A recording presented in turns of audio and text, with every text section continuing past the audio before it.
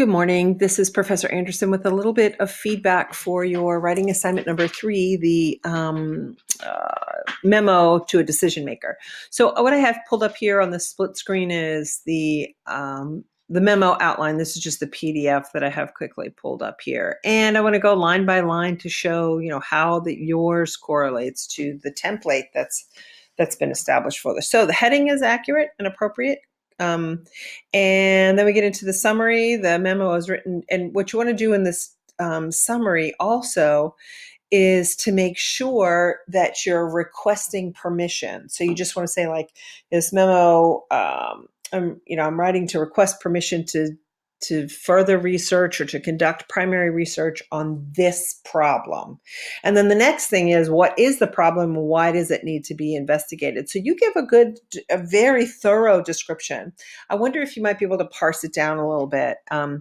These you go into a lot of detail about the specific issue. And instead, I wonder if you may want to say, like, over the past few years, we've noticed that there's been a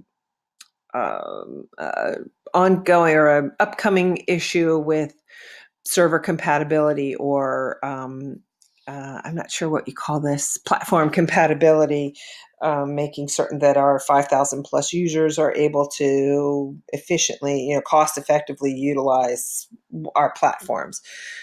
So I guess I'm sort of struggling with this one because I'm not real sure. I use Skype, and I've used Cisco Meeting, but I'm not sure about the whole interface thing. So I wonder if it's just me and technical speak I'm having a hard time following it, or if it's just maybe a little too over detailed. What the more important part about this problem, this second section, is what is the problem and why it needs to be investigated. So the problem is, we've seen this issue before.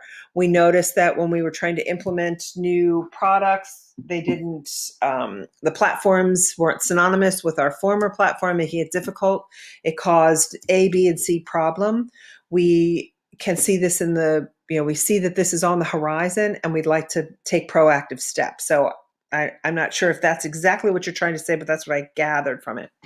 So the secondary research you want to share in here very specifically, I've researched scholarly journals, trade magazines, and you want to say what I've noticed, and different vendors. What the research shows is that a proactive approach to changing technologies is more conducive to a business environment. Then the primary research that you've conducted or that you will conduct, I want you to take a look at a couple of things. On the one hand, you have the right information here, but you need to take a look at your sentence structure. So the primary research that will be conducted for this will be a proof of concept. Hold on one second.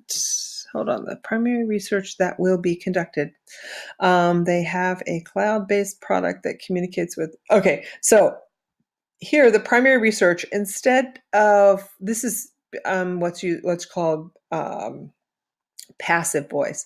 You want to say the primary research will investigate investigate a solution from a vendor named Pepix. This research is a test run product, or maybe like a sample run product with a small group of collaborative individuals. So directly use active voice, like it will do this. I'm seeking permission to implement this, or strategize that. And so this proof of concept, give the details of how you will do that. The second, so I guess what I'm trying to say, sorry to be so roundabout about this, but you have three, it looks like, different proofs of concept. So what you want to share here is the primary research will be in the form of proof of concepts.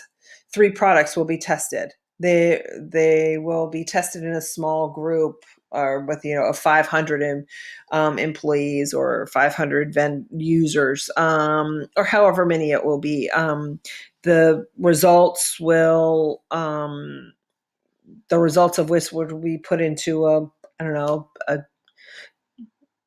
data will be collected from their results, something like that, so that you're letting them know in one quick paragraph what it is that you'll be doing, and then describing in subsequent paragraphs, um, how you will be administering it. The benefits that you have here is that you have this well organized, and then the conclusion, again, you've restated that you want to conduct some primary research. I would say, like, with your permission, get subsequent to your authorization. I look forward to, with your permission, I look forward to conducting this proof of research or proof of concept research. I believe these will be, period. I believe these will prepare Accellion for future collaboration and limit the impact of changes to the way that we can currently communicate. So, or I believe the results of this research will help too. So something like that.